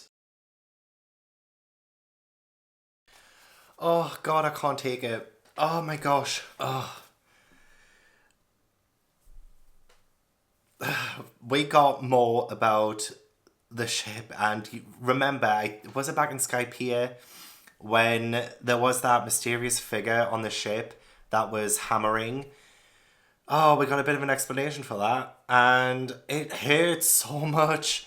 Oh, the fact that there is a sprite that helps to fix a ship when a ship has been really cared for and when a ship is really happy, called Clabotermin, a sprite who lives only on ships that have truly been cared for and treated well. I guess you could call him an incarnation of the ship. He holds a wooden mallet in one hand, wears a sailor's raincoat, and when misfortune befalls the ship, he runs around and warns everyone. Sometimes they say he saves the sailor's life. Oh, God, I was tearing up so much during this. I was literally the sisters. I just love the fact that they're there just representing me in this moment. The ship is grateful to its crew in proportion to how well they've treated it. I bet the ship really wanted to get you lot to the other shore, whatever it took to get you there. And the fact that it cared about its crew so much that it took on a human shape for that night means the ship must have been very happy indeed. Yeah, I'm getting... What is this feeling? Stop it. So then it really was you who came and talked to me that night, wasn't it, Mary? And this is a ship. This is a goddamn ship. Not much else to say about the chapter, just that I'm loving the fact that Frankie is really opening Usopp's eyes. And the fact that Usopp even knew, he knew the ship was done for, and he still fought. It brings back so many memories. Sometimes, like, pets, like, I've had a few pets who I've had to say goodbye to, and I've been stubborn about it, like, no, it's not their time to go. It's not their time to go. They still have so much life left in them, And I was stubborn, and I was ignorant, and I was just trying to make sure that I wasn't gonna let this pet, or in this case the ship, go. I totally get it. Like, Usopp's feelings right now are, oh my God, you can feel it. You can feel it. I get the feeling of refusing to say goodbye. And considering how incredibly important the Going Merry has been for them, for Usopp, this is actually awful. Well, the CP9 have caught up with Frankie.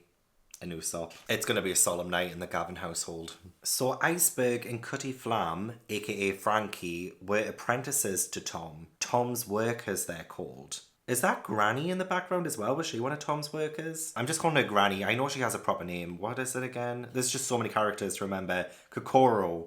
Is that the same person? She looks like her.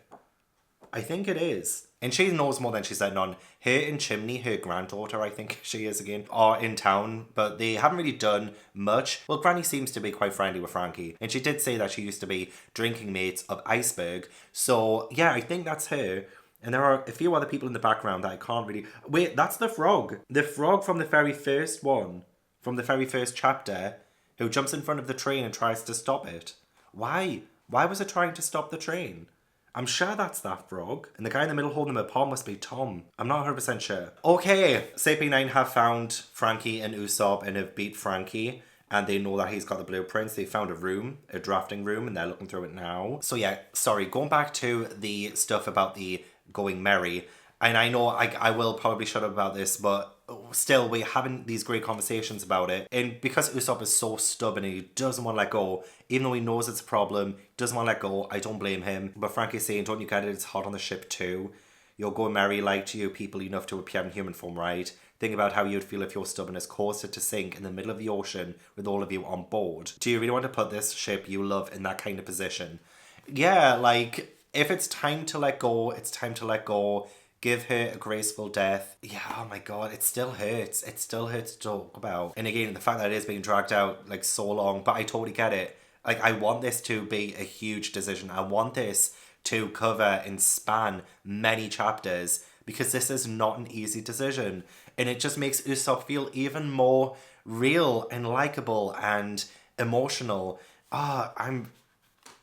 Yeah, it's going to get me emotional again. But now CP9 have barged in. I don't think we're going to be getting too much chat about the going merry. I am wondering what the Straw Hats are doing right now because they've been MIA for a couple of chapters. I know they were in danger. Nami, like, she was arrested, right? So how's she getting on? Is Iceberg actually dead? They did leave Iceberg and Paulie in the burning building, so he's saying he's dead, but he could have escaped. And I don't think very many people actually die in the series. Onward I must go. Right, okay, so this is not going to be flashbacks to Robin's past. This is flashbacks to Frankie and Iceberg and Tom. And I was right, it was the frog from the first chapter. What was its name again? I apologise. The frog does have a name. Yokozuna, Tom's pet. And then we do have Kokoro, who I said was like the steam, the master of that bridge. You know the one, Granny. Kokoro, she is his secretary. So I was right. See, I do pay attention sometimes. But Tom is like this huge fellow, and he is president of Tom's Workers Shipbuilding Company,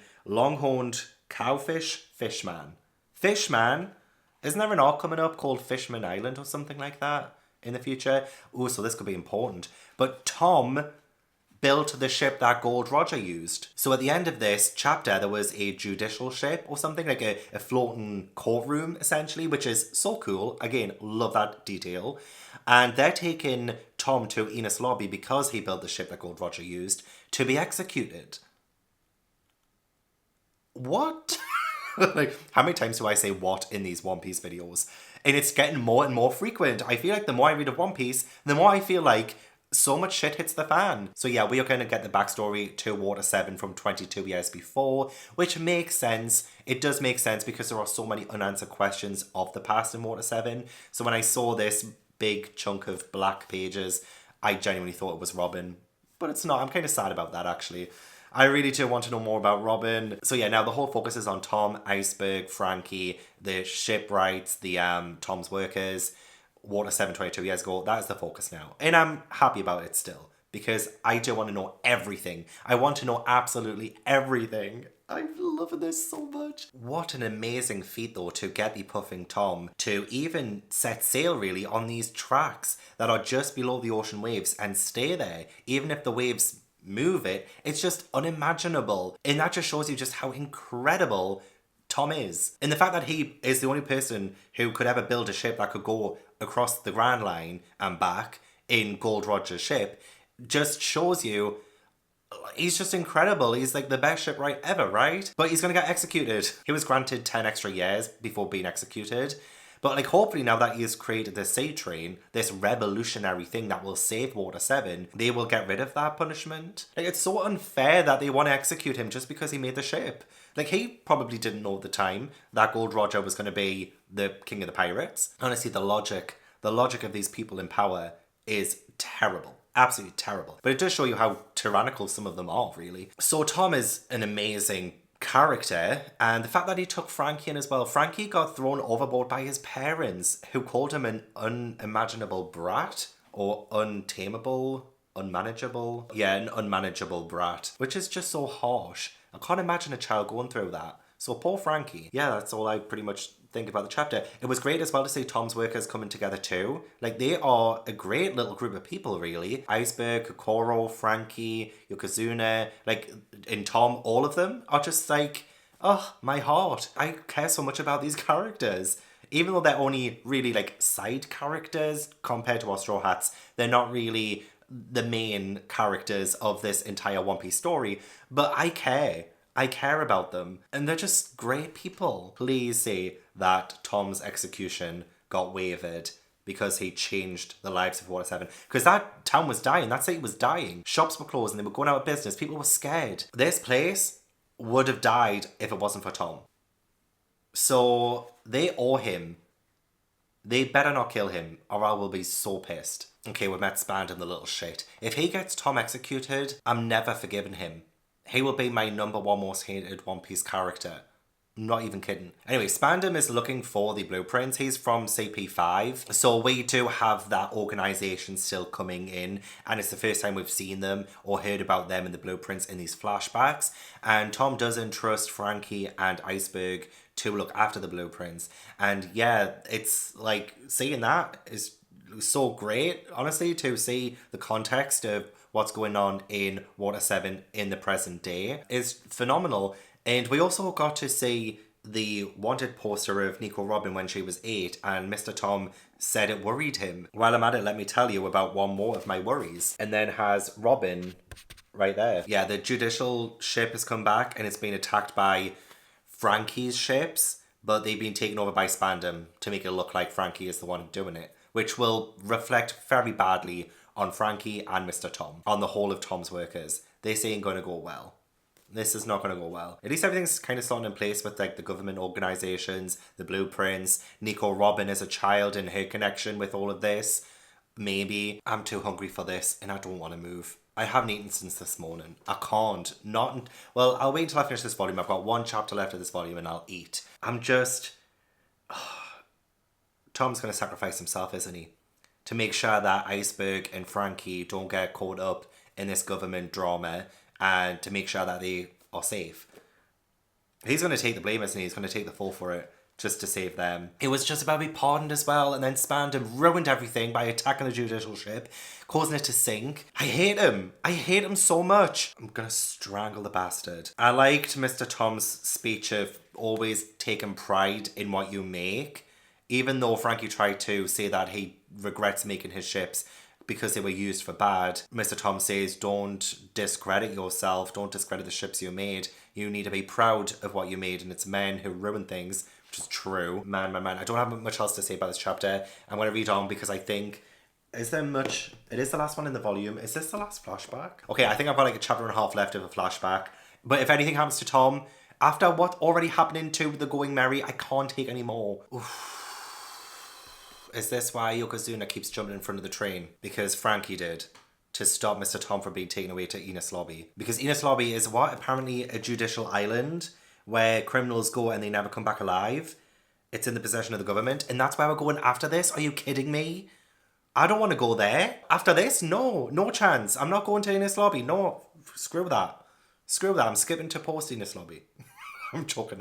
Oh, but what an emotional, touching thing. Mr. Tom does sacrifice himself, essentially. He says because his building the sea train pardons one crime, he asks for that crime to be the sinking of the judicial ship so that he can be judged for building Gold Roger's ship instead and get the death sentence back. So they're taking him away, and Frankie runs after the ship, gets in front of it, and tries to stop it. So is that how Frankie became a cyborg? And to have that happen while Frankie's seeing his dream is to build a ship that will go around the world. Does this mean that Frankie might end up building the Straw Hats a new ship? Because they do need a new one, as much as it pains me to say. I feel like Frankie does need... Is he the one who joins the Straw Hats? Is he the next Straw Hat? You know what? I wouldn't mind that, actually. After all... At first, I was like, no, absolutely not. But now I'm like... And now I know why his team in the current day is called Frankie's Family. Because it's like his family. He got thrown away by his real family. Mr. Tom took him in, who became his family. And then Mr. Tom got taken away from him. What a horrible, horrible life. Seriously, that's awful. I feel like I am okay. Right, I'm going to go get something to eat. I finished volume 37. I'm now on volume 38, which is the last full volume of Water 7. And then there are a few chapters in volume 39 that have Water 7 stuff in it. But yeah, I think we're going to be out of the flashbacks in this next chapter. So I'm kind of happy about that. But at the same time, I don't want to know Mr. Tom's fate. I really don't. I don't want to know it. This flashback to Water 7's past, one of the best flashbacks I've seen. Just saying. I can't believe Spandam is back. And he looks awful. He looks terrible. Time has not been kind to him, but he has a huge vendetta against Frankie, and he is the commander at Enos Lobby. Well, he's in the Enos Lobby Command Center, and he's instructed Cypher Paul number 9 to bring Frankie to him, because he's held this grudge against him all this time, but thought he was dead because he was run over by the state train, and now it's confirmed that he's alive. I don't want to go to Enos Lobby. I just don't want to go there. It sounds awful. It sounds like horrible things are going to happen there. Amazing that Frankie was resourceful enough to save himself. I thought other people would have done it. In fact, I thought maybe Iceberg was the one to fix Frankie and his body. But no, Iceberg thought he was dead too. Everyone did. And Cutty Flam is dead, and Frankie's just like born from that. And he was supposed to take the blueprints away. That's what Iceberg wanted. But Frankie wouldn't leave. And now I'm thinking he probably won't leave Water 7 for the Straw Hats if he was going to join that crew. I don't think he's going to do that. He's not going to leave his hometown. And then again, I thought Usopp wouldn't. And he ended up going. But then Vivi did end up staying in Alabasta. So, yeah, I don't know. But this guy is literally giving me the willies. I love how his design is a bit different to the other kind of big villain bad guys that we've had with what's on his face. He looks scary. But it is nice to be back in the present day now. We do have Chopper getting Iceberg and Paulie out of the fire, so they're, I think, okay. And Nami and Chopper need some medical attention. The fact that Nami's still lying outside on the floor. How much time has passed? She's just like lying on the floor and like nobody's helping her. These people are Water 7, man. And knew Robin would have an amazing reason to betray the Straw Hats. She gets better and better, honestly. So Iceberg tells Nami that... I mean, we got the flashback again to when Robin and Iceberg were together, just the two of them, but the parts that we didn't get to see, and some honest to God really interesting things have come up. And the fact that Robin is willing to destroy the world for the Straw Hats.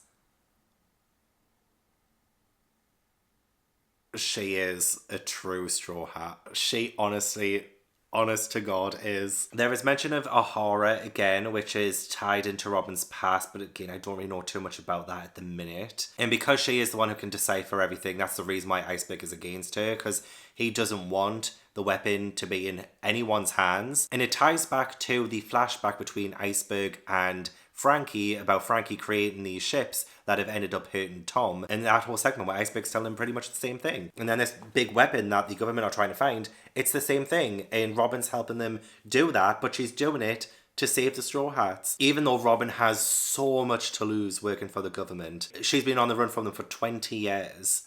She is willing to sacrifice all of that so that there isn't this buster call or something on the Straw Hats. 5 vice admirals from the Navy headquarters and 10 warships assembled at the same location. The target of such a national war-class military force cannot survive. And Admiral Okiji, who we met in Long Ring Long Land, who was incredible, his power, literally, Luffy and Robin almost died because of him. Through Admiral Okiji, CJ9 obtained the right to activate it just this one time. So they could literally activate this buster call and the Straw Hats would be eliminated. And that's the only reason why Robin is with them. And it's intense. She's put in this absolutely impossible position and she's chosen to save the Straw Hats, even though she herself has been doubted by everyone and she has put herself in danger and in harm's way, and she's risking her dreams and her happiness being with the Straw Hats. I found companions who believe in me. In me. The life I once threw away, the heart I lost, the dreams I thought were dead, they bring these back to me every time. Then what is this wish of yours? Iceberg asks. Myself accepted. I want the 6 remaining Straw Hat pirates to sail from this island in safety. Iceberg says, don't you care what happens to the world? Robin, I don't. Oh, she loves them. That is confirmation that she loves them. Is there a bond stronger right now? Because I can't see one. I can't say one. It's Robin, the Straw Hats, all of them. Oh, and I'm glad Nami knows this now. Nami knows this, and she is going to try and get Robin back and convince the others too as well, which I don't think it'll take much convincing. I know, like, the fact that all of them have just been adamant of Robin being their friend this entire time, no matter what she's done. I can't think of a friendship better. I really can't. And the fact that Nami's on the floor crying. I'm so happy, Robin, she didn't betray us. I can feel Nami's relief. I really can. Now that we know she needs to be saved, our strength will be infinite. Yeah, it will. Because you guys are the Straw Hats. These are the best friends ever. Oh, God. And Sanji, I think, has found Robin at the end here.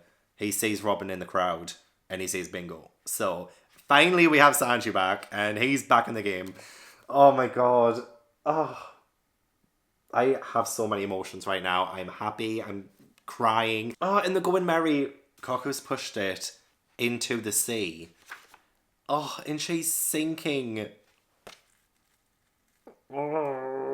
This chapter was mainly to do with Nami and Chopper and everyone trying to get to Robin before she boards the train. Or she's boarded the train, but it's about to leave. So they're trying to get to the station. And that's pretty much all this chapter kind of was. We got to see where Luffy and Zoro ended up when they got blasted away. And Luffy is stuck between 2 buildings again, which is hilarious. And Zoro is stuck down a chimney. Of course, like, we have, 14 chapters left of the Water 7 arc. And they're just fooling around. We've got places to be. We need to stop Robin from getting to any slobby. So they need to get out of this situation stat. Sanji might be able to help, potentially, I don't know. Because he is at the station, he's seen Robin board the train. And yet, nothing else to report. This arc is filled with some of my favourite moments of all time. Nami running after Robin, shouting, Robin, get off the train. We'll fight anyone with you. It's like the best of friends. Ugh. My heart can't take it anymore. I genuinely feel like they would take that Buster call head on for Robin. They'd be like, call the officials. In fact, we'll give the call. We'll do the Buster call ourselves if it means that we're fighting together. Name a more iconic friendship group. I dare you. Sanji did get on the train, left a note for Nami. Hilarious that the first half of this Nami says is a pointless love letter. Hang on, the first half's mostly a pointless love letter. The real letter starts here. Nami, read this. If you're not Nami, don't read it, idiot. I love that we're getting some more joy back into this arc because I've been feeling so desolate for so long. But now I'm getting more of the humour back and I feel like I can live again. Oh, but then Robin on the train, remembering when the Straw Hats let her join the crew and she's by the window like this and she's covering her eyes and you can just tell she's upset.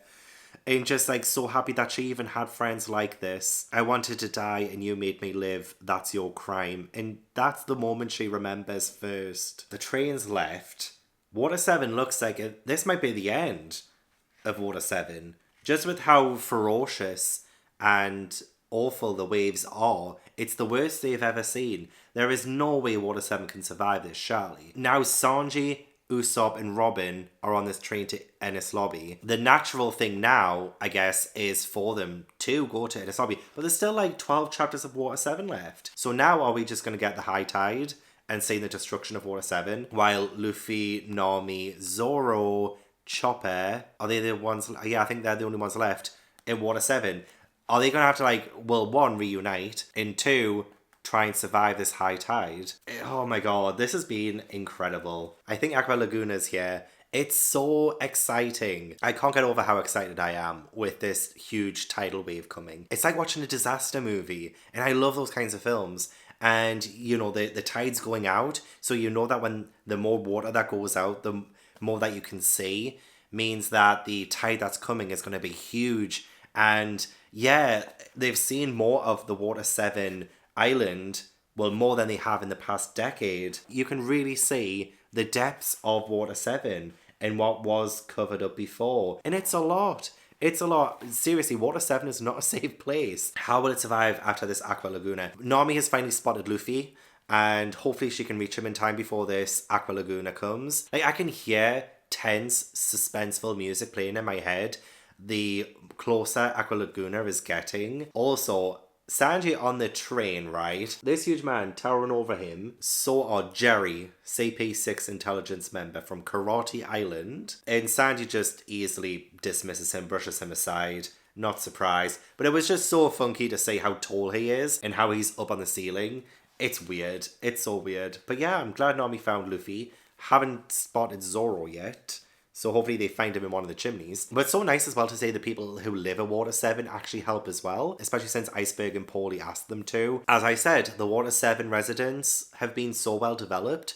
I genuinely feel like this is such a great place, even though I think it's about to die. Aqua Laguna really is like a disaster movie. As I said, it's huge. That wave is incredible. And it does look like this wave is going to go higher than any other wave before. And Luffy and Nami are at safety, kind of. They've reached the bridge, but it looks like it's going to go higher than they anticipated. So we're on a bit of a cliffhanger there. Zoro finally got out as well. Chopper helped him out with the one sword style. And Luffy saying he's so glad about Robin not actually betraying them is so wholesome yet again. But the fact that Nami's shouting that she's planning to die, she sacrificed herself for us. Oh, there are no words. No words whatsoever. But I honestly can hear the tension music in my head. This is so exciting. Seeing the waves destroy things and how it's really rattling this entire city. That they're still on. How are they going to get off? How are they going to get off? And there's still more to go. I am exhausted from what this arc has given me. Exhausted. What does Kokoro mean when she says that she will send out another sea train for them? She just said that there was only one, and it's gone. But honestly, guys, listen, all this mention of Ennis Lobby, the Navy headquarters, and Impel Down. I believe there is an arc called Impel Down as well. But all of this sounds awful. Government-owned island, Ennis Lobby, location at the Gates of Justice. There is an assault in that courthouse. The accused are walked straight through it until they reach a huge cold steel door. Once someone who's committed a crime passes through that door, they'll never see the light of day again. The Navy headquarters are mentioned, and in the other are rows of torture chambers and execution blocks. Dangerous prisoners who rampage the world over are confined there. It's a great underwater prison, Impel Down. So Impel Down is the underwater prison. I'm getting told all of these things that are coming up, and I'm terrified. I don't want to continue. I just feel like it's going to get even tougher. Love the fact that even though Aqua Laguna is still rampaging and there are going to be even more waves, the sea is treacherous and they shouldn't sail on it. Luffy and Nami and everyone are still wanting to go after Robin and Sanji and Usopp. Although they did mention Usopp because Luffy had to stop himself from saying Usopp. I know deep down that he will want to save Usopp too. And no matter what, no wave, no tidal wave, no treacherous ocean is going to stop them. I love the island of Water 7, don't get me wrong, but I feel like this has been a lot darker and things are happening right now that I think are having... I feel like every arc so far has had these effects, maybe apart from Long Ring Long Land, but I'm willing to be proven wrong on that in the future. And it feels like each arc has brought something to the story. I feel like now this is detrimental to the heart of One Piece. I feel like we're being chipped away at the surface, and now I'm starting to see underneath, and it terrifies me. I'm too scared to continue on. The Rocket Man train looks super cool. I love the fact that it has a sort of shark head. However, it's very unpredictable and they can't really control the speed. So this could go tits up. You just never know. Love that Kokoro is going to be driving. She seems like such an interesting old lady, honestly. Like, I really did like seeing her in the flashback, and to see her actually come back, like, she wasn't just a random side character at the start of the arc. She's actually doing something really important and useful right now, and she's gonna get them there. She's gonna get them to Ennis Lobby. Oh, do we even have to go there? Like, can we just, like, not? No, I want them to. I want them to. What a lovely touch as well to have the Frankie family ask to join them. They even say that they're swallowing their pride in order to ask them to tag along so that they can save their bro. How lovely is that? They started this arc off.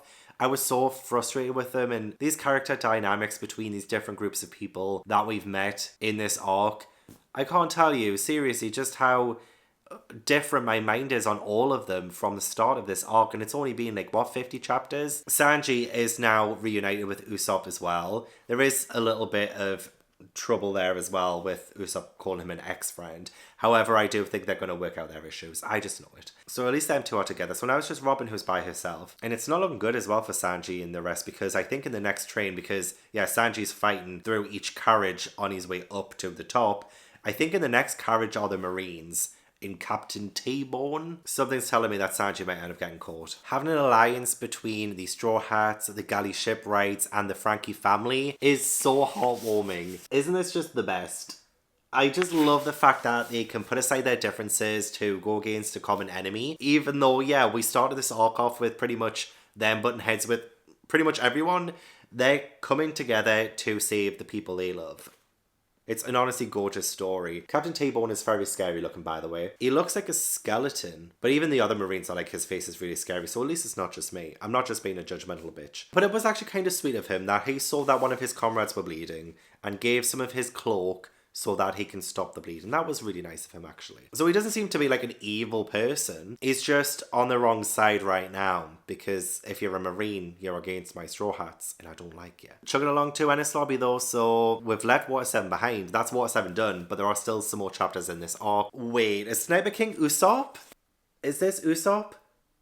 It is, isn't it? There's no way he would be told Robin's story about how she's pretty much sacrificed herself to save all of them, including Usopp, just for him to walk away from that. Like, he wouldn't do that. He wouldn't. I know he's stubborn and he's going through a lot of emotions, I get it. But he wouldn't just let Robin die and just walk away. Has he, like, transformed himself into the Sniper King and he's made himself his own little mask? Oh, that's so amazing. I shall fight alongside you. My name is Sniper King. Oh, get it. Usopp, I love this for you. And the Rocket Man is speeding full steam ahead as well, and it probably will crash into the Puffin Tom. Let's not lie. They're on the same track, right? They're gonna crash. Surely they're gonna crash. And even Granny said, we can't slow it down. We can't stop this.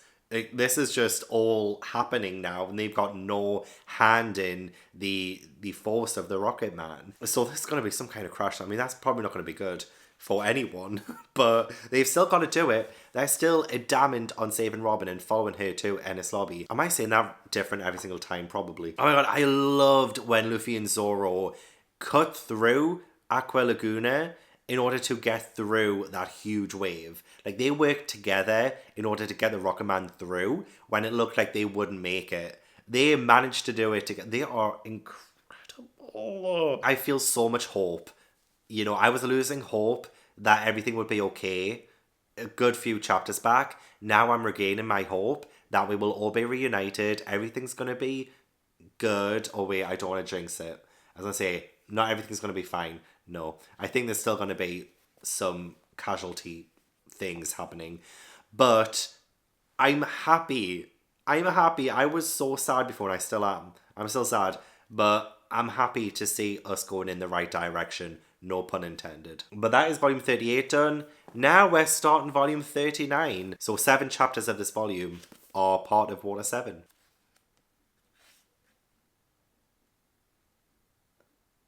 Ew, this Wans, put the flower in my mouth and knead it really well. And then she, out of her nose? Ew, that's disgusting. If you want to pass through this car, you must first defeat me. Yeah, she is mad. Absolutely mad. What is... Look, we've had terrifying foes show up in this arc. I love the diversity, honestly. I love how different each and every person has been. I'm just, what? I love the fact that Sanji, Usopp, and Frankie managed to get the two last cars on the train off. So they've broken up the train so that the last two carriages have just disconnected completely with the Marines on one of them. So they've cut down the soldiers in, well, I wouldn't say by half. I don't know how many more people are left on the train. But like, that was an awesome moment. Such an awesome moment that they did that. But everyone knows, even Lucci at the front of the train knows that there are intruders on this train. This is all so fantastic. I can't keep saying the same thing over and over, but I am, because I love how amazing this arc has been. I just don't know how it could get better. I really don't. Okay, correction. Wands is a man. Why do I keep doing this? Every now and then I accidentally get the genders mixed up of some of the characters. But yeah, Wands is a man and is just outrageous. Absolutely outrageous. I can't wrap my head around it. They are mad. And this ramen kung fu thing, okay, fair. Sanji's currently beating his ass. And then Nero is in the next card. And Nero is a sea weasel, part of CP9. And Frankie has come face to face with him on top of the train. And then Usopp has knocked on Robin's window. And she calls him Mr. Longnose, so she probably doesn't know it's Usopp. Because there have been a few long-nosed people in Water 7. So I don't know if she recognises him yet. But yeah, it was a good chapter. They're making their way downtown, they're making their way through the train. 4 chapters left. Okay, 20 minutes from Enies Lobby. We're almost there. Different fights going on. We still have Nero and Frankie on top of the train. And Sanji and Wands in the kitchen. And Sanji is really showing his chef skills in this fight. Absolutely loved what he said, your 1.4mm pasta is served, by just cutting up the noodles that Wands was throwing. And he's actually using his hands as well. Even though Wands said, oh, you're only using your feet, that's your only power. And Sanji's saying, yeah, my hands are sacred in the kitchen, but you know what? We are fighting in the kitchen. Let's do it. Why don't I show you the techniques a first-class cook uses to handle a kitchen knife? I love it. I love when Sanji really does get a chance to shine. And he really has been shining this arc, let me tell you. Usopp also gave Robin some things to help her to escape, but she's telling him no, she can't go. She can't. I don't have the slightest desire to be saved. Quit being so inconsiderate. I feel like Usopp being the one to tell Robin, do you really think they'd be grateful to be alive knowing one of their crewmates sacrificed herself for them? Now that they know why you left the crew, they'll follow you to the depths of hell if necessary and knock the stuffing out of your enemies along the way. You still don't get the way Luffy works. Like, it's such a great moment for him, especially since he is grieving the loss of the Going Merry. And he needs to also hear this himself. All in all, another fantastic chapter. If you do not know, I got my first 100 volumes of One Piece secondhand off eBay. And I found this randomly in one of the pages. Someone called Gaki drew it. They drew this drawing of Luffy, and it was on this page where there is the exact illustration there of Luffy. So they drew that, and I just randomly found it. How awesome is that? This is why I love getting secondhand books a lot of the time. There is something unique inside it, something that someone's left behind, and it tells a story. Somebody must have loved that image of Luffy enough to draw it, I guess. That's so cool. I want to put it back in where I found it and keep it in there forever. I love that. I love that so much. Yeah, it was another good chapter. Everyone in the Rocket Man got to the 2 carriages that were cut off from the sea train, and Zoro has managed to like slice it in half and then faced up with T-Bone. Yeah, T-Bone. For some reason I thought that doesn't sound right, but no, it's right. Shouting about justice, but Zoro manages to get him out of the way. So at least the whole random carriages being left on the tracks isn't a problem anymore. And now they can just get straight to the sea train. But will they get there before they get to Enies Lobby? That's the question. This chapter was really just a whole lot of fighting. Sanji beat Wands. First, you called yourself a cook in front of me. Second, you wasted food. Third, you insulted our crewmate. I'm glad that fight's over. Frankie and Nero are still fighting. And this Frankie Centaur thing looks bizarre. It is looking rather bizarre. I mean, you say he's waiting until you say the power of this, but at the same time, I'm like, do I want to say the power of this? It just looks weird. It looks so weird.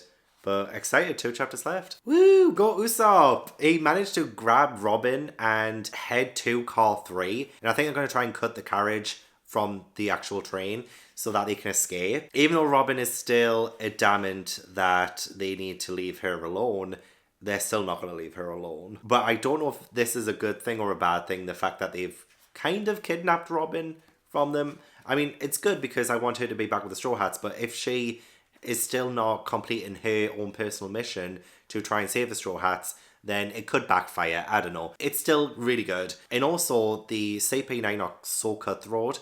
The way that they just discard Nero because he was too weak and was allowed to be defeated by Frankie. It's so cutthroat. Literally, I think Sanji says, like, who are the real bad guys here? And they're the ones who want justice. It's such a very blurred line, isn't it? Of, like, who the real good guys are in this world. But yeah, not a whole lot to say about the chapter, just one more to go and I cannot freaking wait. How in the world am I supposed to wait for Ines Lobby arc now? Okay, even though I thought that in this arc was when we were going to get the backstory on Robin, I really hope it's the next arc because we do have, and it was mentioned before, what was it called again? The Ohana incident or something back when Robin was younger, and we got more about why she's so scared of this Buster Call. So a long time ago there was an incident, the Navy initiated a Buster Call and a certain island was burnt to ash, destroyed so that not a trace of it remained. The only survivor of that incident was the young Nico Robin. So that's why she is so scared about this Buster Call being called onto the Straw Hats, because she's seen firsthand that people don't survive that. So even though she had the chance to escape there, she still can't do it. She can't do it. And Usopp, being the incredible character that he is, because let's be honest, he has been incredible in this arc. He did make some weird decisions earlier on, but you can understand everything, okay? And he says to Robin, you're still hiding something on you, that's okay, but pirates can't leave their crib without the captain's permission. Leading to this amazing panel where he says, have faith in Luffy, and you can still see it in Robin's eye. You can see it in Robin's eye, like how much she wants Luffy. She wants to be back with the Straw Hats, you can tell, and she does have faith in Luffy, and that hope that maybe she can come out of this alive, and she can beat the government who are after her, CP9, Ines Lobby. She can get out of that. There is still hope in her eye, and Usopp is giving that to her. Oh, like there's no delaying it. We need to know more about Robin's childhood in the next arc. There's no delaying it. Earlier on we had Yokozuna, you know, that big frog, jump in front of the train, which again I think was because Frankie did that. So that was a really nice touch. But yeah, this chapter was just mainly about trying to get Robin, but she can't go with them, and arriving at Ines Lobby. Oh, I can't wait for the next one. Why am I waiting so long? Is it, what, a week or two? By the time I get to the Ines Lobby arc, it's just over a week when my next review video's out. This was so good. I mean, the chapter was great. What a great way to end the arc. It doesn't even feel like completed. Usually with an end of an arc, I feel like there is some kind of completion to that singular story. But this one is just continuing. It feels like, I know like with the sagas and things, yes, overall each arc bleeds into the next kind of. But this one, it feels more like there is just so much unfinished business, like way more unfinished business than we've ever seen before. The stakes just cannot be higher. I can't imagine what happens next. I just can't. We're going into really dangerous territory. Robin. The Going Merry. Will this be the first arc where we don't see the Going Merry at all? Is she totally gone? That just breaks my little heart. So that, my friends, was the entire Water 7 arc. Incredible. So many incredible moments. This was so exciting. Not one dull moment throughout the entire thing. I was intrigued throughout. So many amazing character moments and developments. You guys have heard me talk about this for probably like 2 hours at this point. I don't know how long this vlog's going to be. But I loved it so much. And I'm so happy because I didn't like Long Ring Long Land. And I was worried about this Water 7 saga, I'm not going to lie. I was like, what are you guys talking about? We started off on such a bum note with Long Ring Long Land. You can't be right about Water 7 as a whole, but damn you were. It was wonderful. I mean, emotional, but wonderful. I loved it. I loved it so much. So I'm going to give this a 10. My first arc with a perfect 10. And you never know, I might go back and change some, you know, like Arlong Park and Alabasta might bump up a little bit, maybe, who knows, in the future. But perfect 10 for Water 7. I had so many emotions. It was an actual roller coaster ride. Loved it with everything I have. I loved it. I loved it. There's no other words to say. I need to sit on this. I need to rest. I feel like I've just been battered, just like Luffy was for half of this arc, and I need to recover from it. I can imagine the anime is pretty good at this as well, with all the suspense. Anyway, I will just ramble on forever. I loved it. I loved it, okay? You guys were right. So that's the end of my Water 7 arc review. I hope you enjoyed. Please leave a like if you did and subscribe if you haven't already. Leave all the comments down below. Let's chat One Piece Water 7. I want to know your thoughts on the arc as a whole. I want to know your thoughts on my thoughts. Do you agree? Do you disagree with what I said? Did I miss anything that you think is important? Let me know everything down below. I would love to chat One Piece with you. I want to give a huge thank you to my patrons for supporting my channel. If you'd like to join my Patreon or follow me on any social media, then all the links are down in the description box. But yeah, I hope I will see you in the next video. Bye.